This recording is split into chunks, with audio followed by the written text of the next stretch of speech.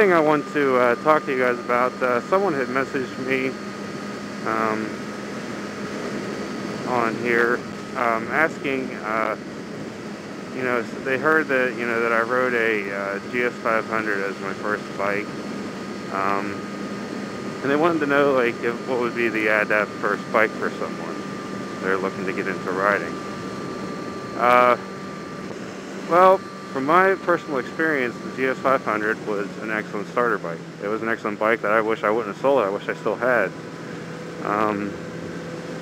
But check my time so that way I can know when to stop this. But it's an excellent starter bike. I will say this: there's a lot of debate between the 250, the 500, and starting on a Supersport type thing.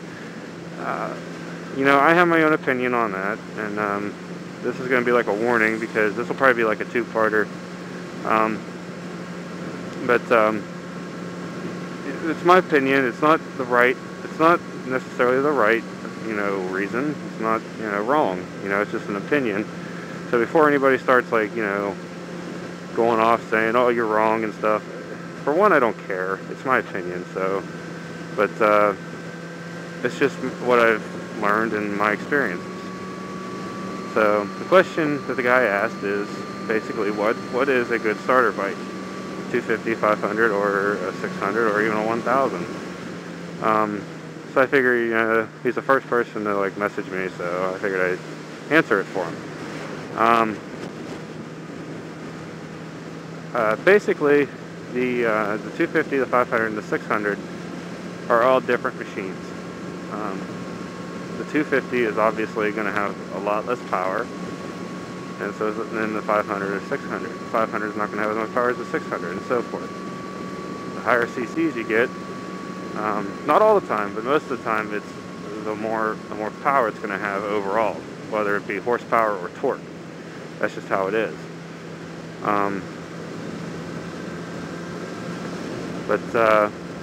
Yeah, I'd say if you're somebody who never has ridden a bike in their lives, just a pedal bicycle, no dirt bike experience, no nothing, I would say start on a 250.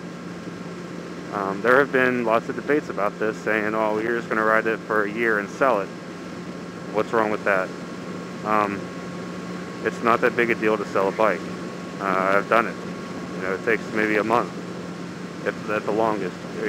Some people have had longer experiences. Some people have sold it in 2 days.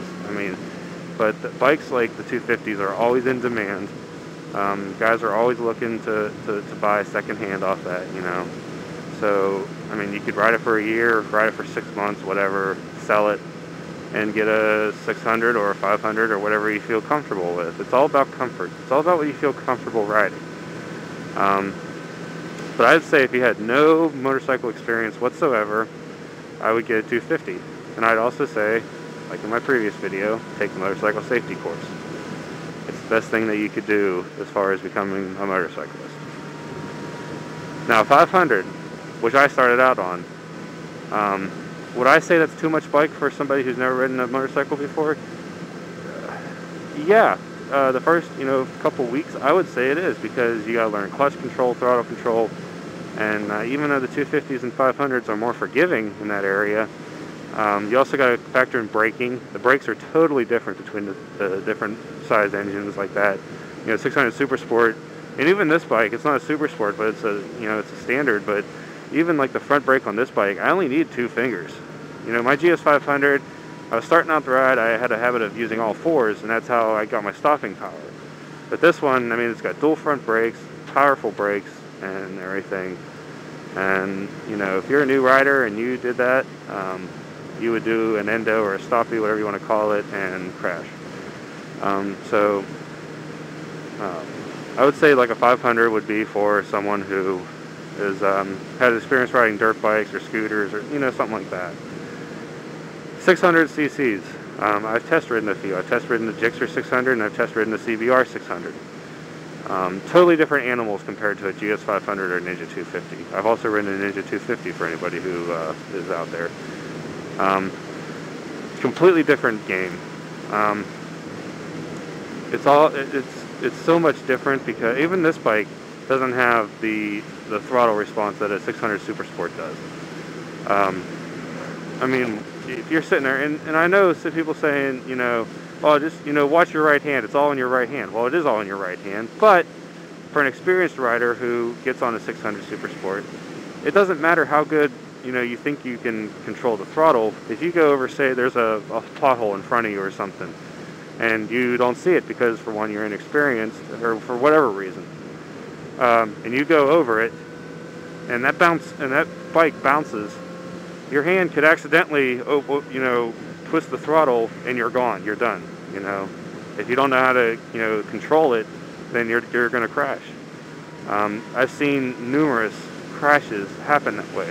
I've had a friend who, you know, I don't want to say didn't listen to me, but I just kind of told him, hey, you might want to start out on a bike that I did. But he said it was a girl's bike, whatever.